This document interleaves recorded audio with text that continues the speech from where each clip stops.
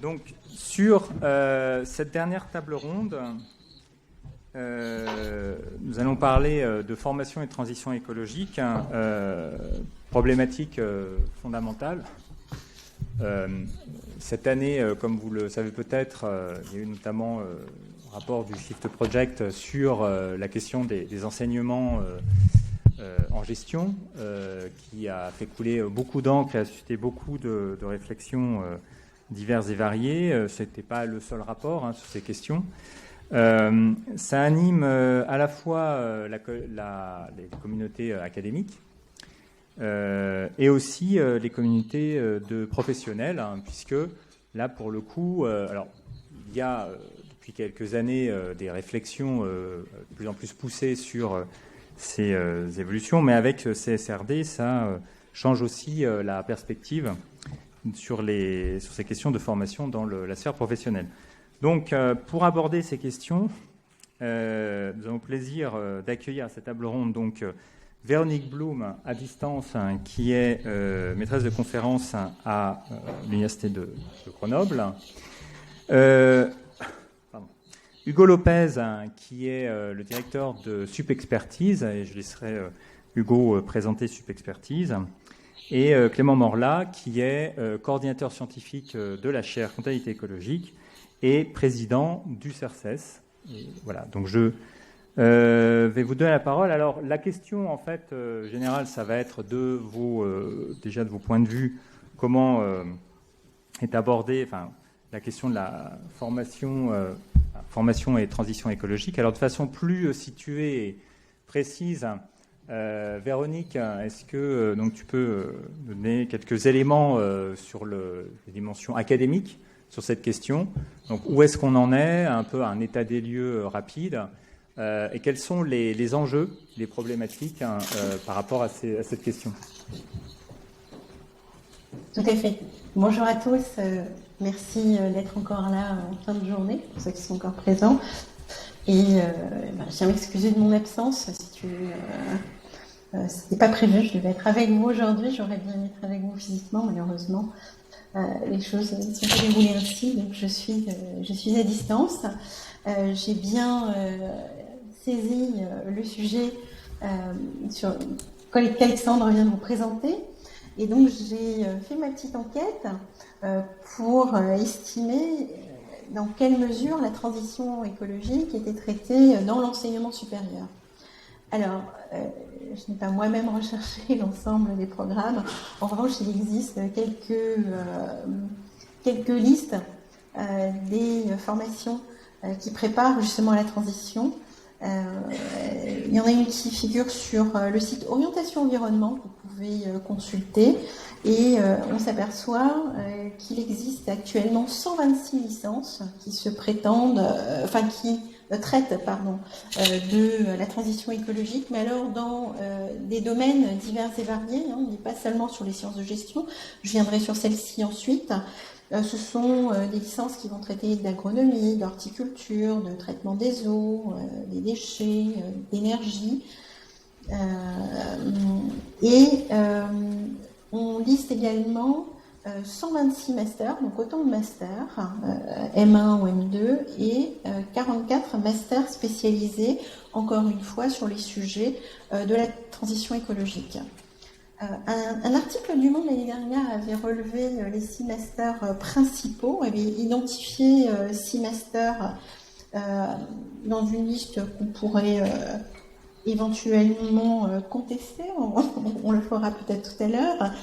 Ces masters traitaient avant tout ou s'adressaient à des biologistes, par exemple celui de La Rochelle, aux ingénieurs, il y en a 2, un à Paris ou à Toulouse. Un autre qui s'adresse plutôt aux architectes, avec une spécialisation donc sur la transition, et un seul qui est nommé, porte sur la gestion de projet. Le dernier master nommé était relatif à la géographie et à l'aménagement du territoire. Alors dans cette liste, on ne trouve pas le master développement durable et organisation de Dauphine, on peut le regretter. Donc ces listes ne sont pas exhaustives, mais ce premier panorama nous donne l'impression qu'il existe bien pas loin de 300 formations aujourd'hui en France qui, dans l'enseignement supérieur, permettraient de s'intéresser à des questions pratiques et déclinées dans une expertise particulière liée à la transition écologique. Néanmoins, un autre rapport est paru l'année dernière qui faisait peut-être un autre état. Donc en février 2022, c'est un groupe d'experts présidé par Jean Jouzel, climatologue, et Luc Abadi, professeur à Sorbonne Université, qui ont rendu un rapport intitulé, que vous pouvez télécharger, il est public, intitulé « Former à la transition écologique dans l'enseignement supérieur et la recherche, défis et solutions ». Et on pouvait retenir de ce rapport quelques préconisations. Tout d'abord, même s'il existe un certain nombre de licences, j'en ai nommé 126 tout à l'heure, on peut en énumérer 126, traitant de la transition écologique, les rapporteurs trouvaient cela insuffisant et préconisent plutôt une formation systématique à Bac+2, avec dans l'ensemble des formations aujourd'hui dispensées dans l'enseignement supérieur, au moins 6 crédits dédiés à la transition écologique. Mais tout ça représente des défis de rénovation pédagogique, c'est-à-dire que pour intégrer cette dimension technologique dans les enseignements existants, il faut de l'ingénierie pédagogique et surtout, il faut avant tout former les enseignants. Et on notait d'ailleurs dans de nombreuses discussions suite aux différents rapports qui ont été publiés qu'il existe très souvent une grande distance entre les connaissances déjà acquises par nos étudiants et celles des enseignants. Dans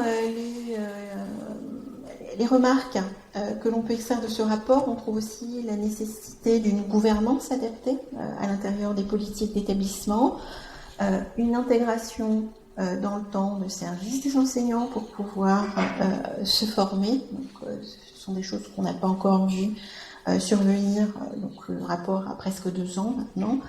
Des soutiens techniques évidemment dans les labos, ça on les trouve plutôt de manière généralisée, et une valorisation de l'engagement de l'étudiant, notamment en dehors de son curriculum universitaire. Voilà pour les éléments de ce rapport. Les discussions qui ont suivi la publication de ce rapport ont été nombreuses. Il y a notamment une conférence qui s'est déroulée à Bordeaux et que vous pouvez également retrouver elle est publique. Vous pouvez retrouver les vidéos. Il en ressortait que finalement, parmi l'ensemble des disciplines pour lesquelles une ouverture à la transition écologique existait, finalement, les sciences humaines et sociales étaient un petit peu les parents pauvres. Et c'est un petit peu l'objet, je pense, de la discussion, et elle va se poursuivre dans ce sens. Finalement, qu'est-ce qui revient aux sciences humaines et sociales? Il leur revient très souvent d'établir un diagnostic ou d'effectuer, comme l'ont dit certains observateurs, le contrôle des travaux finis, c'est-à-dire l'évaluation de ce qui a pu être réalisé. Or, se pose à nous nouveaux défis aujourd'hui, et Alexandre, tu l'as très bien nommé, la CSRD entre en application. La CSRD exprime de nouveaux besoins relatifs à l'application des standards, donc les standards ESRS, les standards européens de durabilité. Ces standards vont permettre une nouvelle forme de communication, la communication étant un lien qui structure la robustesse des institutions sociales. Il convient donc d'y prêter attention et de soigner la manière dont on traite de ces relations. Or, aujourd'hui, finalement, les enseignements disponibles pour préparer les différentes professions, et notamment la profession comptable, mais je laisserai Hugo évoquer ce sujet ensuite, sont assez faibles sur la communication extra-financière. Alors, je vais m'exprimer clairement sur le sujet.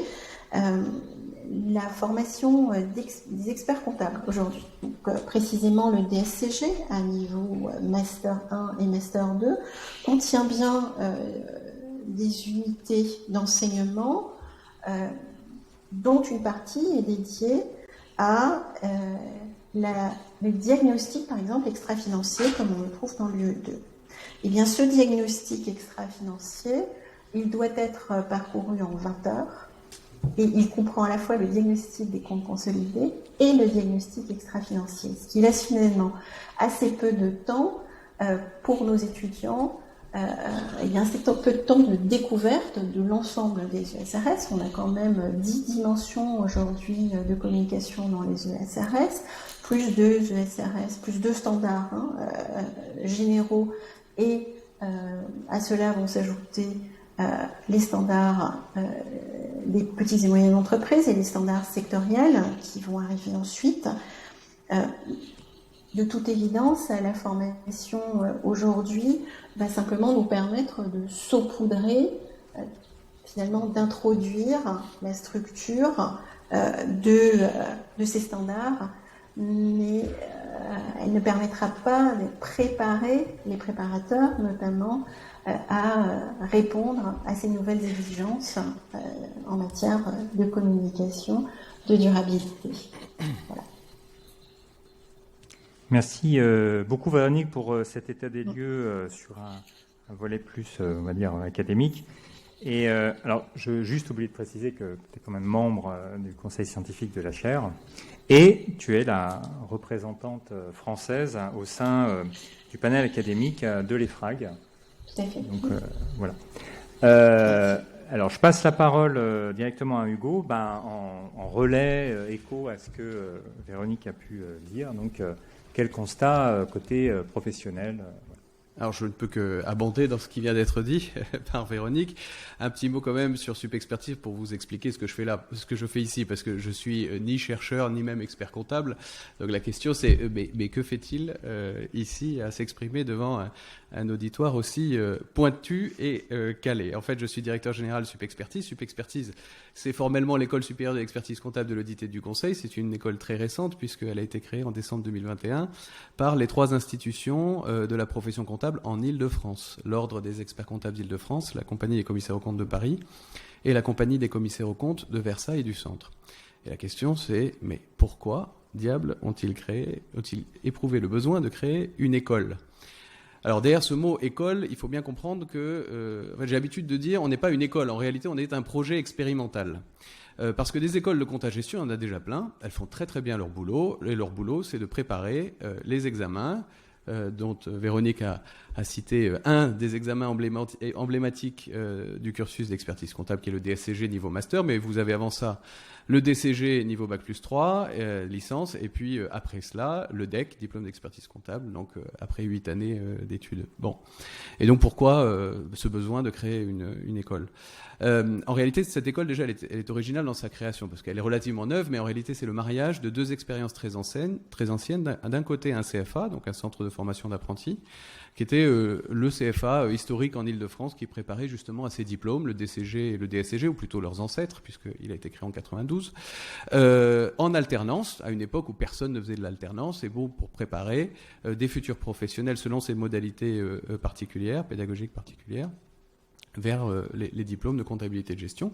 Et de l'autre côté, on a fusionné ce CFA avec un organisme de formation continue qui était tout simplement l'organisme de formation continue de l'ordre et de la compagnie. Alors pourquoi avoir créé une école ? Tout simplement parce que le constat, c'est un peu celui qui vient d'être pointé du doigt indirectement par Véronique, c'est que la profession évolue très rapidement, et elle évolue très rapidement, notamment sous l'effet de la pression de son environnement et de ses clients. La pression, c'est la profession, c'est le premier conseil des TPE-PME de France, donc de plus de 3 millions d'entreprises, de près de 3 millions d'entreprises. Et évidemment, si on se penche sur le sujet qui nous occupe ce soir, si on veut que demain la société et à travers elle les entreprises se préoccupent de transition environnementale, il vaut mieux que leurs premiers conseils, que sont les experts comptables, soient eux-mêmes particulièrement mobilisés sur le sujet. Or, on observe dans ce domaine-là comme dans d'autres que le paradoxe, c'est que là où il y a une vraie demande et une demande évolutive très forte des clients, pour autant, le diplôme n'y prépare pas, ou les diplômes n'y préparent pas. Et donc, ce grand écart, il n'est pas neuf, et il existe aussi bien en transition environnementale que dans le domaine numérique, que de l'analyse des data, que de la gestion de patrimoine, la fiscalité du dirigeant et plein d'autres sujets qui ne nous intéressent pas là maintenant, mais le constat est le même. C'est qu'on a des diplômes qui sont de très bons diplômes, avec une grande valeur, mais qui sont pensés d'abord sous un angle technique, alors que la demande du marché, la demande des entreprises, elle est sur des missions d'accompagnement de plus en plus diversifiées, de plus en plus pointues, de plus en plus spécifiques, et que ces diplômes-là n'y préparent pas. Et donc, qu'est-ce qu'on fait face à ça ? Parce que ces diplômes sont des diplômes d'État. Ça veut dire que c'est le ministère de l'Enseignement supérieur qui décide ce que doit être un DCG, ce que doit être un DSCG et ce que doit être un expert comptable. Ce n'est pas nous. Et donc, la profession a dit, bon, là, on atteint quand même des limites, puisque les choses évoluent très vite. On va créer notre propre école, évidemment, pour préparer à ces diplômes. On n'a pas le choix. Si on veut demain préparer de futurs experts comptables ou des cadres dans les cabinets, il faut bien qu'ils passent ces diplômes. Mais on va aller amener tout un tas de briques d'enseignement, sur lesquels je reviendrai plus tard, parce que je ne veux pas monopoliser la parole, de contenu qui n'existent pas aujourd'hui dans la préparation des futurs experts comptables, mais qui sont pourtant indispensables, au rang desquels, évidemment, un certain nombre de sujets environnementaux. Et on le fait en formation initiale, en apprentissage, parce que vous avez compris qu'on est issu d'un CFA, donc on a un vrai ADN sous format d'apprentissage, et on le fait avec notre autre jambe qui est la formation continue, aussi en créant de nouveaux parcours de formation de différents types, avec des partenaires, notamment des partenaires universitaires. On a cité Dauphine tout à l'heure, qui est un de nos partenaires, pour justement aussi transformer les compétences des professionnels qui sont déjà professionnels.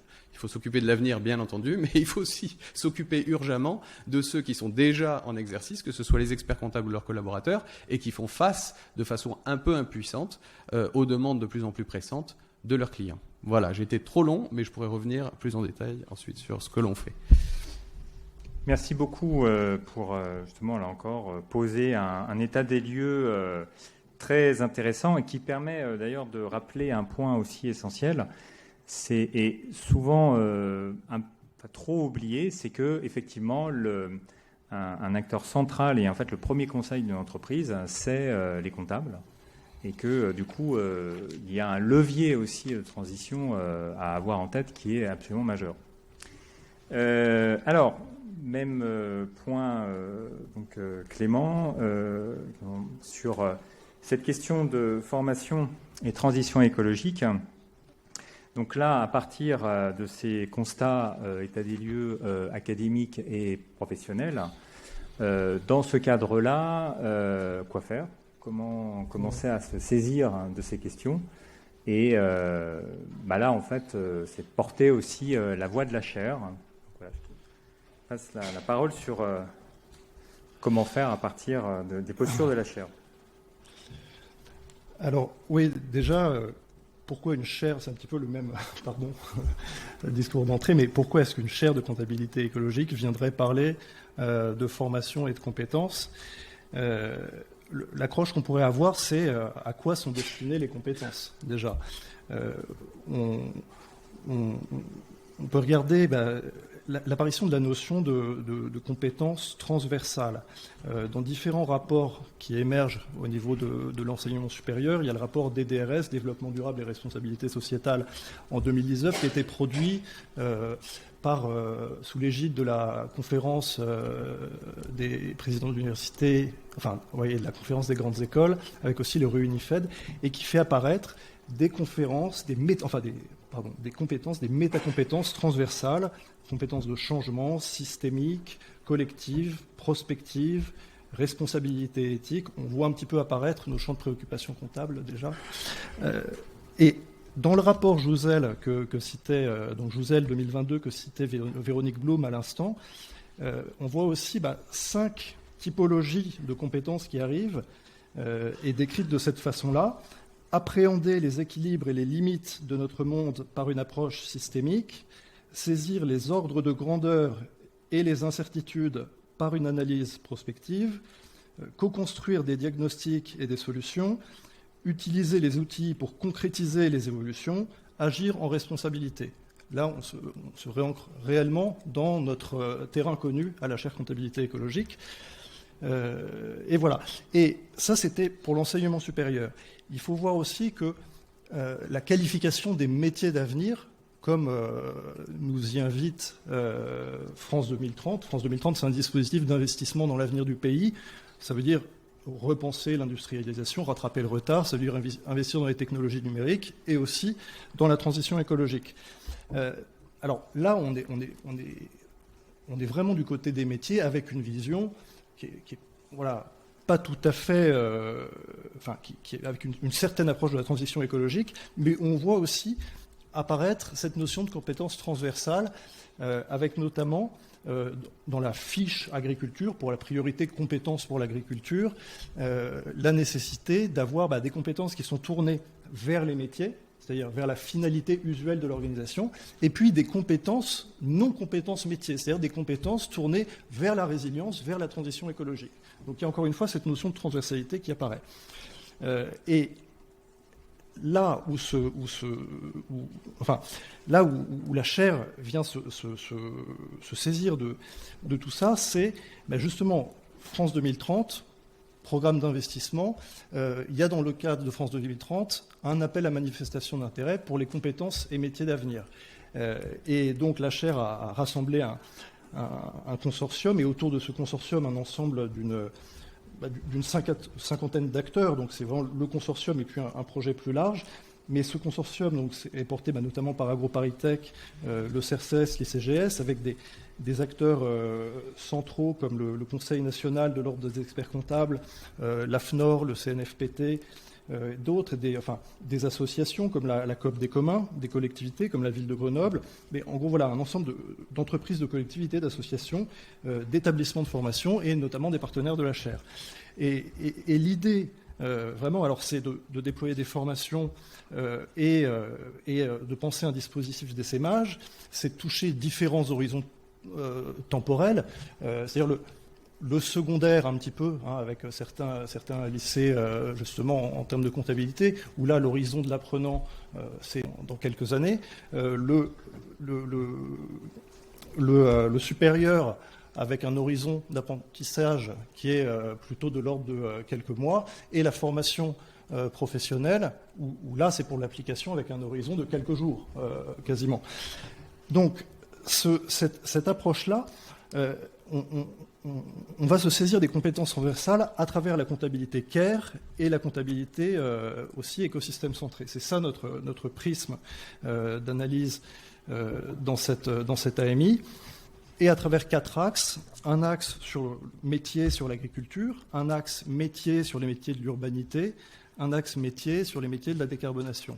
Mais aussi un axe qui est là pour un axe transversalité, cette fameuse compétence transversale, et attractivité et transversalité. Comment est-ce qu'on pense l'attractivité dans les métiers de demain qui impliquent des compétences transversales? Alors, on revient à la question, pourquoi la comptabilité?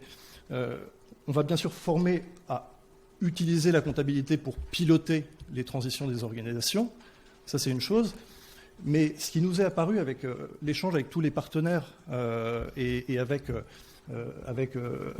différents ministères aussi, c'est que la notion, le cadre de la comptabilité permet aussi de penser les compétences transversales. C'est-à-dire que, certes, côté attractivité, les compétences nouvelles pour la transition écologique donnent un peu de saveur aux nouveaux métiers, donc ça favorise l'attractivité, mais côté transversalité, on a vraiment cette distinction entre des compétences tournées vers la finalité organisationnelle et des compétences tournées vers la préservation. Là, je me répète, mais c'est pour montrer comment on va aborder cette polarisation des compétences qu'il va falloir réconcilier alors déjà au niveau des organisations, quand on voit que la comptabilité CARE, on met en place des actions de préservation qui sont complémentaires aux actions de l'organisation habituellement, c'est-à-dire son cycle d'exploitation usuel. Donc, c'est des compétences complémentaires qui sont nécessaires pour concevoir ces actions de préservation, les réaliser, les mettre en valeur en changeant le modèle d'affaires. C'est tout un ensemble de nouvelles compétences. Ce qu'il faut voir, c'est que dans la logique CARE, on a aussi cette question de la programmation pluriannuelle de ces actions de préservation. Ce qui veut dire qu'en ayant cette logique pluriannuelle d'actions de préservation, auxquelles on associe des nouvelles compétences de préservation qui sont nécessaires à ces actions, en faisant la programmation pluriannuelle avec CARE, on a un plan de GPEC, un plan de gestion prévisionnelle des emplois et des nouvelles compétences. Et on a aussi cette possibilité d'intégrer les coûts de ces montées en compétences dans les coûts des actions de préservation, le fameux passif de CARE. Donc dans le passif CARE, il y a aussi le coût de montée en compétences qui est nécessaire à la réalisation des actions de préservation. Ce qui veut dire qu'on peut piloter cette articulation entre transformation de l'organisation, transformation des systèmes techniques et de la dynamique organisationnelle, et monter en compétences et avoir une double lecture dans l'investissement pluriannuel pour ça. Et CARE étant aussi une comptabilité qui permet d'intégrer la chaîne de valeur. Alors, intégrer la chaîne de valeur, ça veut dire penser les redevabilités structurées au niveau d'une filière. Ce qui veut dire que si on pense les redevabilités structurées aux filières, on peut penser les actions de préservation au niveau de la filière de façon orchestrée et avoir les plans de GPEC avec les nouvelles compétences à l'échelle d'une filière et donc les capacités d'investissement dans l'avenir du travail à l'échelle d'une filière avec une grille de lecture qui est rendue possible. Et voilà, alors cette trame, il y a une trame intéressante aussi au niveau, offerte par le cadre de gestion des comptabilités écosystèmes centrés.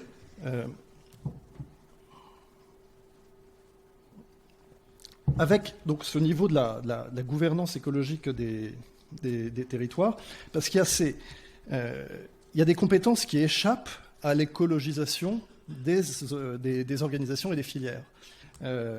Par exemple, quand on met en place une action de préservation, qu'on la conçoit dans l'organisation, d'abord, il y a la question de l'ontologie des capitaux, des porteurs de préoccupations. Quelles sont les compétences de ces porteurs de préoccupations? Où est-ce qu'elles sont créées? Les traducteurs des bons états écologiques. Ce n'est pas au niveau de l'organisation qu'il y a un emploi qui finance la montée en compétences de ces choses-là. Les coordinateurs des actions de préservation au niveau du territoire. Les facilitateurs de l'évolution des modèles d'affaires, c'est-à-dire comment est-ce qu'on on transforme l'économie territoriale sur une base de cogestion écologique. Voilà, donc finalement, ce qu'on peut arriver à penser, c'est que dans un cadre de cogestion, c'est ce que disait un petit peu Clément Feguer tout à l'heure, l'engagement réciproque permet de faire apparaître des compétences complémentaires. Il en découle un diagnostic partagé, et il y a cette dimension générative de la pratique des comptes, et une dimension générative qui amène aussi à réaliser qu'il y a une nécessité d'identifier non pas seulement des responsabilités, mais des compétences nouvelles nécessaires à l'exercice de ces responsabilités. Et donc finalement, la question qui se pose, c'est au-delà des compétences qu'on peut programmer de façon pluriannuelle au niveau de l'organisation et des filières, comment est-ce qu'on met en place des compétences au niveau des acteurs politiques? Là, j'entends les citoyens, les habitants, les acteurs publics, les ONG, ceux qui portent les préoccupations. Quelles sont les compétences à faire émerger? Parce que ça, c'est nécessaire, sans quoi il n'y a aucune institutionnalisation et aucun cadre d'accroche de nos comptabilités. Comment est-ce que évoluent les compétences des experts et des scientifiques pour les bons états écologiques? Où est-ce que ces compétences sont pensées? Comment est-ce qu'elles sont financées? Et les compétences des aménageurs et des planificateurs, ceux qui recomposent les espaces et les activités. Et ça, typiquement, le cadre de compta de gestion écosystème centré permet de structurer ça. Alors rapidement, pour finir, c'est vrai que l'objectif, ça c'est des choses qui sont ressorties de l'AMI et qui permettent, enfin notre réponse, là qui va bientôt être déposée, qui est très, très avancée, sur... c'est de poser aussi un cadre de lecture sur l'émergence des compétences et même l'émergence de la formalisation des compétences, c'est-à-dire comment est-ce qu'on formalise ces compétences non seulement dans une logique de filière, mais aussi dans une logique de métabolisme territorial par le dialogue de care et écosystème centré, et aussi comment est-ce qu'on relie la mise en œuvre de ces compétences. Et comment est-ce qu'en fait on fait une programmation des montées en compétences au niveau des filières dans cette logique care, au niveau des organisations avec la coordination finalement des politiques de préservation. Il faut qu'il y ait des compétences qui soient planifiées pour accompagner la mise en œuvre et la coordination des politiques de préservation. Et le dernier point le plus problématique, et j'arrêterai là, c'est peut-être aussi les organisations qui sont productrices des connaissanses et des données. Parce que ce n'est pas au comptable de produire les données environnementales, sinon, voilà. Mais c'est à lui de lui donner un sens pour conseiller l'organisation. C'est pareil au niveau d'un territoire dans une logique de cogestion. Et finalement, la question, c'est qu'on peut très bien financer des super compétences de transition écologique pour les organisations, pour les filières. Le cadre pour faire émerger les référentiels au niveau de la cogestion territoriale, il est très peu formalisé, et en ça, les comptas écosystèmes centrés ont beaucoup à faire. Mais même si on arrive à faire ça, si on n'est pas capable de financer l'émergence des données et des connaissances, c'est-à-dire relier et penser dans une approche macro qui fait un peu penser au cadre de Clément Surin ce matin, le financement de l'enseignement supérieur, de la recherche, en même temps que le financement des compétences pour les territoires. On n'arrivera pas à avoir un cadre d'écologisation du travail, finalement, au niveau national. Merci beaucoup, Clément, pour cette mise en perspective qui rappelle d'ailleurs que la chaire est aussi, une de ses finalités, c'est la formation. La chaire intervenant d'ailleurs actuellement dans un certain nombre de formations en grandes écoles et en écoles de commerce et universités. Et en écho d'ailleurs, me permet de rebondir avec la table ronde précédente, de voir en quoi la comptabilité et care et comptabilité centrée notamment sont des vrais processus de questionnement, et là en particulier sur la question des formations spécifiquement sur ce point.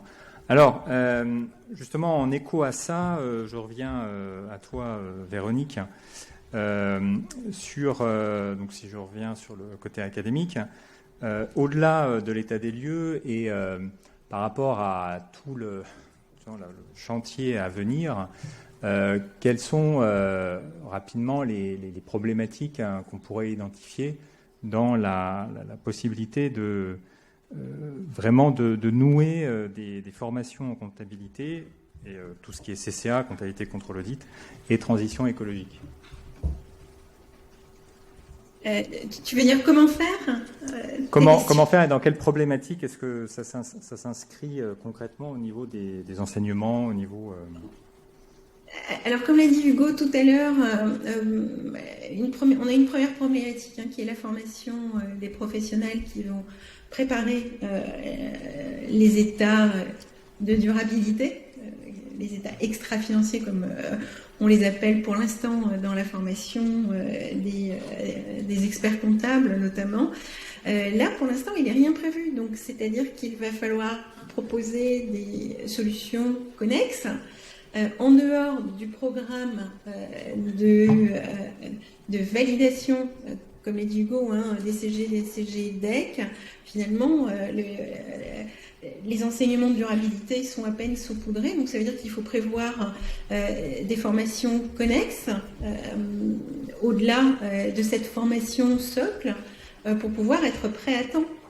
Et ces formations, elles vont s'adresser à la fois aux experts comptables en devenir, c'est-à-dire à nos étudiants actuels, mais aussi aux experts comptables praticiens d'aujourd'hui, d'autant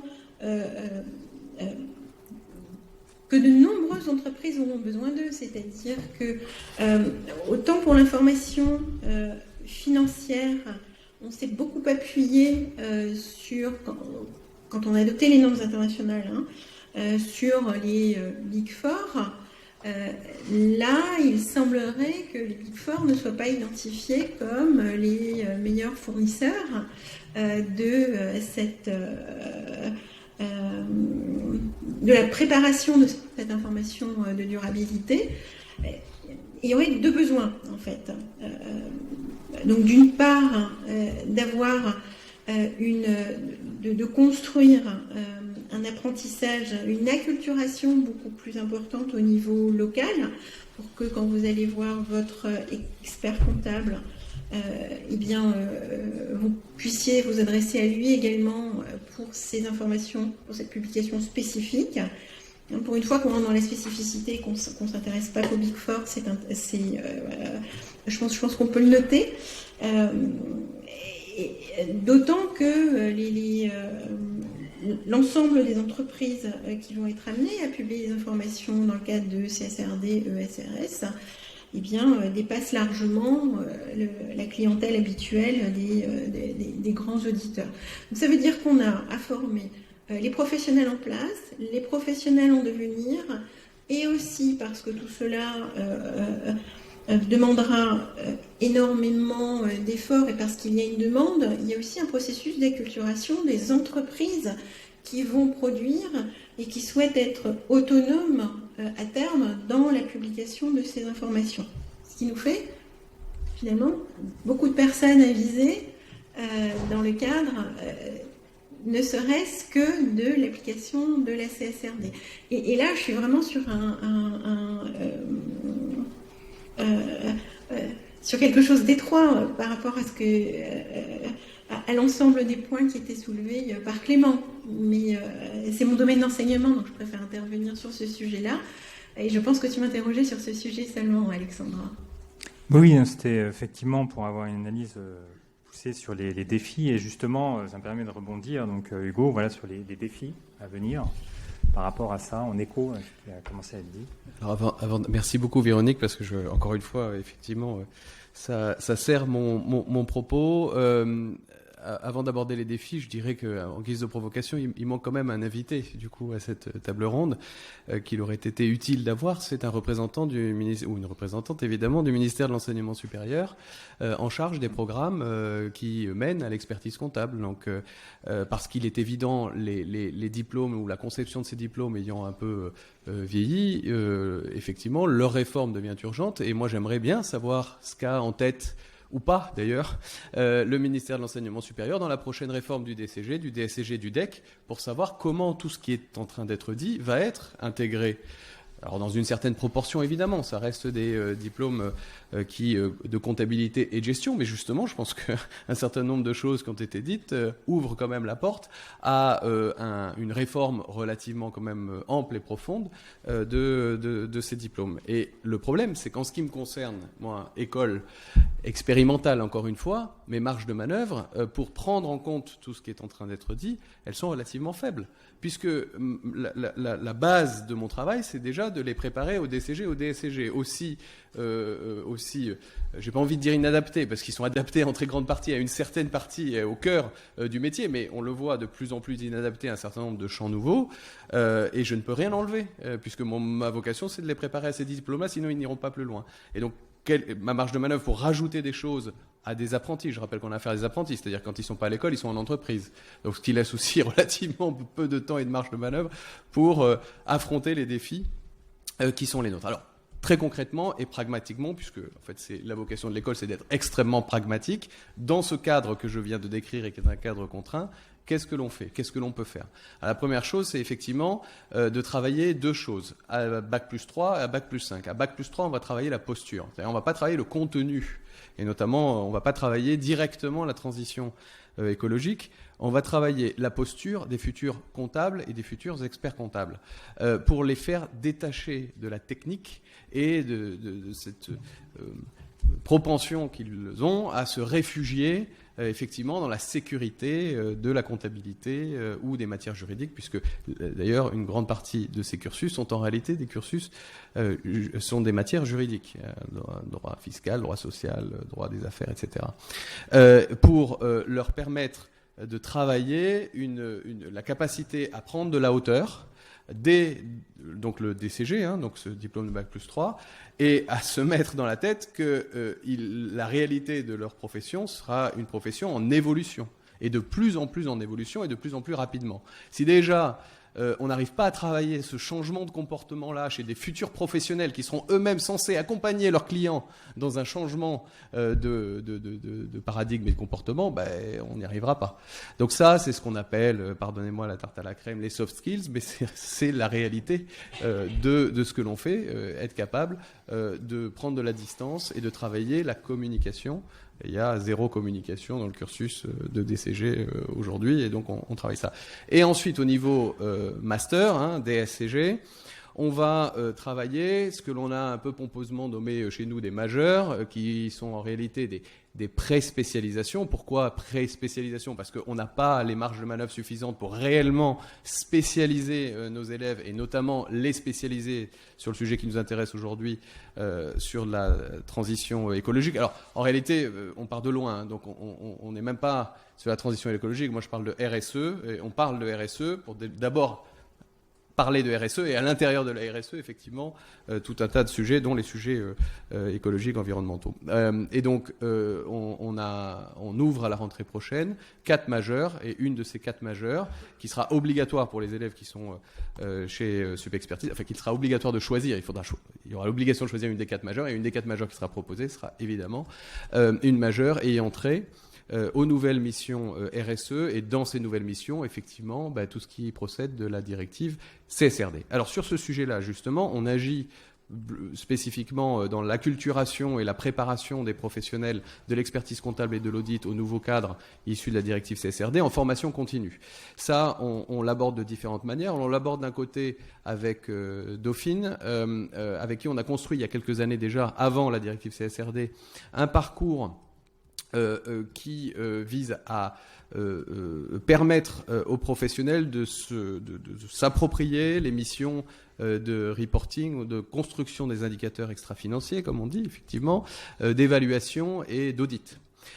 Or, entre-temps, la directive CSRD est arrivée, et on est en train de réformer ce parcours. On va le transformer en diplôme d'université pour lui accorder plus de contenu, aller beaucoup plus loin. C'est un parcours qui a la spécificité de mélanger des publics. Et ça, on y tient énormément. C'est-à-dire qu'on l'a conçu avec Dauphine pour ne pas qu'il ne concerne que des experts comptables et des commissaires aux comptes. Là aussi, toujours pareil. On prend du recul, on se rend compte qu'on vit dans un vaste monde et pas dans son couloir, et on valorise les interactions avec différents types de professionnels, certains issus de grandes entreprises, d'autres d'administrations, d'associations, d'ONG, etc. Je pense que c'est un des caractères extrêmement enrichissants pour les experts comptables qui s'investissent là-dedans. Mais vous l'avez bien compris, ou en tout cas vous le devinez, c'est pas avec ça qu'on va faire la révolution au sein de la profession. C'est-à-dire qu'on est quand même sur un public qui est déjà très éveillé, très sensibilisé, et qui va beaucoup plus loin en suivant cette formation-là. Et nous, notre vocation, c'est d'essayer d'amener au plus grand nombre de ces professionnels, effectivement, de la capacité à se saisir de nouvelles missions. Donc on est en cours de réflexion aussi pour travailler sur tout un tas de modules en formation continue, qui va alors on en a déjà sorti, qui va de faire ses premiers pas dans la RSE jusqu'à des choses beaucoup plus pointues, et qui vont permettre notamment aux commissaires aux comptes de bénéficier de la fameuse clause de grand-père qui est prévue par la directive CSRD, et qui prévoit que, en échange, pardonnez-moi l'expression, de 90 heures de formation, les commissaires aux comptes inscrits avant le 1er janvier 2026 pourront exercer ce fameux visa de durabilité. Une petite parenthèse là-dessus, parce que il m'arrive d'entendre que dans la profession, la directive CSRD c'est bien, etc. De toute façon, ça ne concernera finalement que les commissaires aux comptes, et les commissaires aux comptes des très grands groupes. D'accord. Donc formellement, on peut le considérer. On lit la directive, on regarde son scope, pourquoi pas. Mais la question qui vient très vite, c'est d'abord, donc effectivement, l'audit du reporting. Qui va faire le reporting? Bon, c'est dans des grands groupes, donc c'est fait en interne, mais ce reporting, il va bien falloir qu'il soit l'émanation, la construction en fait de remontées d'informations qui, elles, viendront en grande partie des sous-traitants ou des fournisseurs de ces grands groupes. Or, les sous-traitants et les fournisseurs qui sont pas prévus en fait nommément dans la directive, en fait, qui va s'en occuper? Qui va les aider à construire la remontée d'informations vers le donneur d'ordre? C'est forcément à un moment donné des experts comptables sur le volet reporting. En tout cas, ces sous-traitants vont naturellement se tourner vers leur expert comptable. Et là, le risque, dans beaucoup de cas, c'est que l'expert comptable dise mais je sais pas faire. Et qu'est-ce qui va se passer alors pour le sous-traitant, le fournisseur? C'est pas envisageable. Et donc nous, notre mission, la Supexpertise, et on pédale contre la montre, c'est effectivement de déployer des modules de formation qui vont allier, alors à la fois, enfin, on travaille avec un acteur innovant du e-learning. Quand j'emploie le mot, je suis un peu réticent parce qu'en fait c'est plus que du e-learning, mais pour marier à la fois une mise en situation, alors un enseignement théorique, une mise en situation pratique et de l'alternance entre e-learning et mise en situation pratique, pour amener très rapidement des professionnels et dont beaucoup ne connaissent pas grand-chose au sujet aujourd'hui, à être capables demain d'accompagner, en tout cas sur un minimum, des TPE-PME dans la structuration des données. On en parlait, c'est pas eux ils vont pas fabriquer les données, mais ils vont les structurer et ils vont les faire remonter. Et ça nécessite effectivement un grand plan de formation. Et donc, on travaille évidemment étroitement avec l'Ordre national des experts comptables, qui a lui-même lancé un très grand plan de formation qui s'appelle Profession comptable 2030, qui vise à embarquer aussi tous les collaborateurs de cabinet. Parce que les experts comptables, ils ne feront pas grand-chose sans leurs collaborateurs. Or, les collaborateurs, ils ont été formés pendant des décennies à faire de la saisie comptable, du rapprochement bancaire, un peu de déclaration, de préparation des états financiers, déclaration de TVA, rien de cela. Et ce n'est pas des professionnels qui sont sur des niveaux de qualification, en tout cas académiquement, très élevés.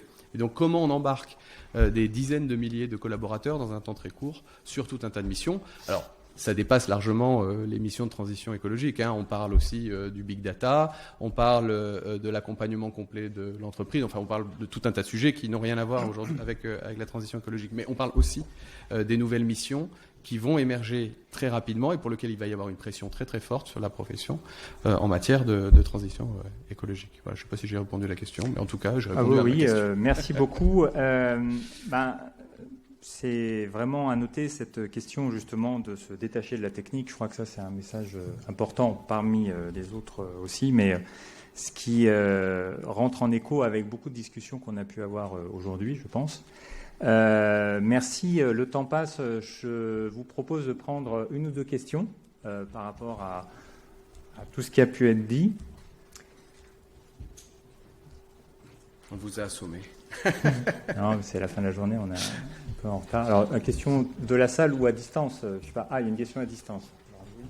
Attends. Ils sont où les micros?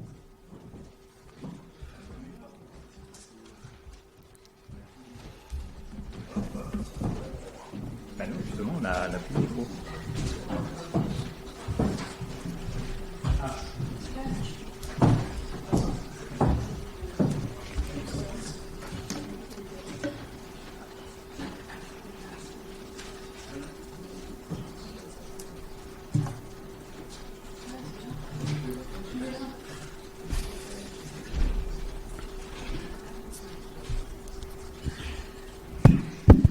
Ok, donc une question qui concerne justement la CSRD. La question demande s'il est possible, avec une évolution du Parlement européen suite à des prochaines élections européennes, ou même de manière un peu plus générale, s'il était possible que la CSRD soit évidée de son contenu ou allégée, c'est-à-dire si on pouvait la raboter un petit peu. Alors, c'est pas complètement en lien avec la formation, on va dire c'est comme ça. Mais quand même, pour très très rapidement, la CSRD elle est votée. Alors pour que ce soit raboté, il peut y avoir de la résistance, mais bon, non. Dans l'état actuel des choses, c'est pas ça l'objet du. Ouais. C'était une question sur la formation. Ouais. Mais on peut rebondir là-dessus en disant que finalement, effectivement, la question est intéressante, mais même avec la meilleure CSRD du monde, non rabotée, voire améliorée, une norme, c'est un instrument. Si on n'a pas de partition et qu'on ne s'entraîne pas à la pratiquer, Tout à fait. on transforme rien du tout. Donc, voilà, Je suis désolé, on va devoir terminer l'événement à 18h Ouais. max. Il est 17h46. Ah oui. Donc on va devoir passer au dernier temps. Merci énormément pour tous ces éléments et de votre présence. Merci à vous.